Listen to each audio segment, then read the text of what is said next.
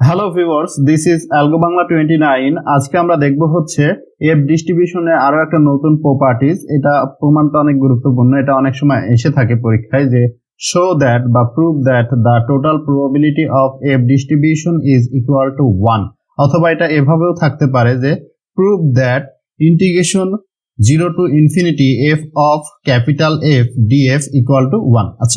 আচ্ছা, যেভাবে থাকুক না কেন, আমরা এটা প্রুভ করার জন্য আমাদের কি করা লাগবে? এফ অফ ক্যাপিটাল এফ, এটা দ্বারা কি বোঝাচ্ছে? এফ ডিস্ট্রিবিউশনের পিডিএফ। তাহলে এফ ডিস্ট্রিবিউশনের পিডিএফ এর ফর্মুলাটা আমাদের জানা লাগবে।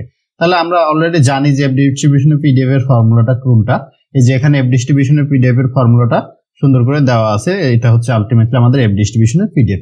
আমরা পিডিএফ এর যে ডেরিভেশনের যে ভিডিওতে দেখছিলাম, সেখানে হচ্ছে এফ ডিস্ট্রিবিউশনের পিডিএফ এ আমাদের V1 এবং V2 নামে দুইটা ক্যারেক্টার ছিল।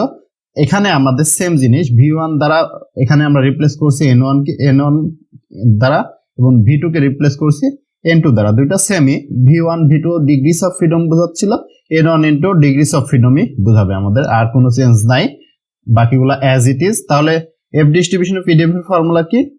N1 divided by N2 to the power N1 divided by 2 divided by beta N1 divided by 2 N2 divided by 2 into f to the power N1 divided by 2 minus 1 divided by 1 plus N1 divided by N2 f to the power whole power N1 plus N2 divided by 2। ওকে, তাহলে আমাদের এখন কি কাজ করা লাগবে? আমাদের integration লাগাইতে হবে যে 0 to infinity f of capital F df। দুই পাশে আমরা সেম জিনিস, ইন্টিগ্রেশনটা দুই পাশে আমরা লাগাই দিলাম, ঠিক আছে? এবং সেটা কিসের সাপেক্ষে? সেটা হচ্ছে আমাদের ডি অফ এফ এর সাপেক্ষে, ঠিক আছে? ওকে, তাহলে আমাদের ডি অফ এফ এর সাপেক্ষে যেহেতু ইন্টিগ্রেশন আছে, তাহলে এফ বাদে যে ক্যারেক্টার গুলা বা যে ভেরিয়েবল গুলো আছে সেগুলা কি হবে? ইন্টিগ্রেশনের বাইরে নিয়ে আসতে হবে। তাহলে এফ বাদে কোন অংশটুকু আমাদের আছে? এই অংশটুকুতে কোনো এফ যুক্ত কোনো কিছু নাই। তাহলে এই অংশটুকু আমাদের কোথায় চলে আসবে? ফার্স্টে চলে আসবে, ইন্টিগ্রেশনের বাইরে চলে আসবে। এখানে এই লাইনটা লিখবেন আপনারা যে এফ বাদে যে অংশটুকু, সেই অংশটুকু আমাদের বাইরে চলে আসবে। এখন বাকি যে অংশটুকু থাকলো, অর্থাৎ এই যে অংশটুকু থাকলো, এই অংশকে জাস্ট ইন্টিগ্রেশনের ফর্মুলায় ফেলানোর জন্য, অর্থাৎ বিটা ডিস্ট্রিবিউশন অফ সেকেন্ড কাইন্ডের ফর্মুলায় ফেলানোর জন্য আমরা জাস্ট কিছু চেঞ্জেস নিয়ে আসবো। যে এটুককে আমরা ওয়াই ধরলাম, বা যে কোনো কিছু ধরতে পারে, এটুককে আমরা ওয়াই ধরলাম। আচ্ছা, তার আগে আমরা বিটা ডিস্ট্রিবিউশন অফ সেকেন্ড কাইন্ডের ফর্মুলাটা একটু লিখে দিচ্ছি। যে বিটা ডিস্ট্রিবিউশন অফ সেকেন্ড কাইন্ডের ফর্মুলা কি?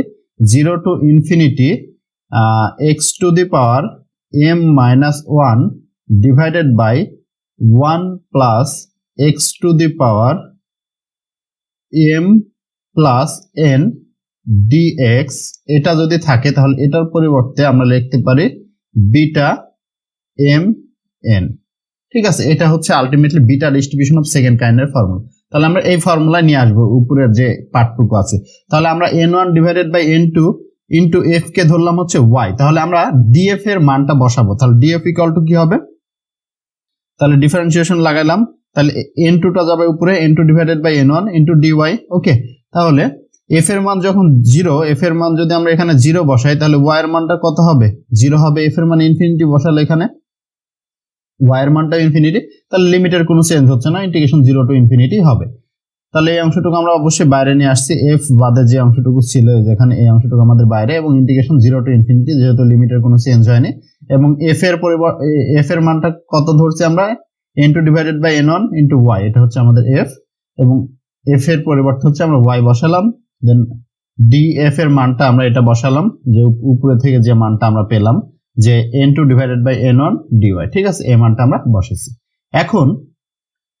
এখন আমরা কি দেখা যাচ্ছে যে এখানে, ওকে মার্কার, ওকে, তাহলে এখানে আছে কত? n2 ডিভাইডেড বাই n1, আর এখানেও আছে n2 ডিভাইডেড বাই n1। তাহলে যেহেতু বেস সেম, তাহলে পাওয়ার গুলা কি হবে? আলটিমেটলি যোগ হবে। তাহলে এটার পাওয়ার আলটিমেটলি কিছু নাই, মানে কত আছে? 1 আছে। তাহলে এটার পাওয়ার যদি এখানে যে যোগ হয়, তাহলে এই 1টা আলটিমেটলি চলে যাবে, y এর তো থাকবে, yটা অ্যাজ ইট ইজ, y আমরা ভেঙে লিখলাম যে n1 divided by 2 minus 1 y এর পাওয়ার, এবং n2 ডিভাইডেড বাই 2 এটার পাওয়ার ছিল হচ্ছে এইটা, কিন্তু সাথে একটা এটা যোগ হয়েছে, তাহলে আমাদের 1টা চলে যাবে, জাস্ট থাকবে n1 ডিভাইডেড বাই 2।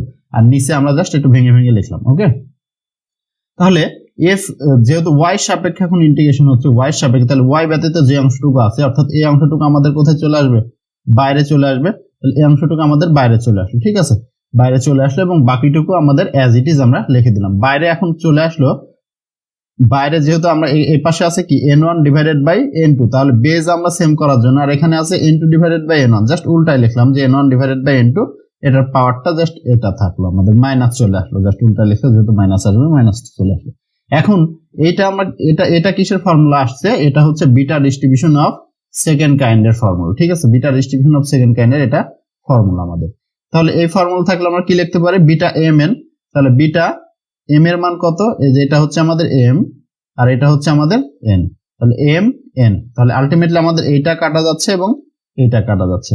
এখন কথা হচ্ছে উপরে গুলা কেমনে কাটা গেল, উপরে গুলা কিন্তু আলটিমেটলি কাটা গেছে, দেখেন এটা বেস সেম, তাহলে পাওয়ার গুলো আলটিমেটলি যোগ করলে এটা কিন্তু মাইনাস, এটা প্লাস, আলটিমেটলি জিরো চলে আসে। জিরো মানে কি, কিছু সামথিং পাওয়ার জিরো মানে কত, ওয়ান, তাহলে আলটিমেটলি আমাদের উপরে শুধু হচ্ছে ওয়ান থাকে।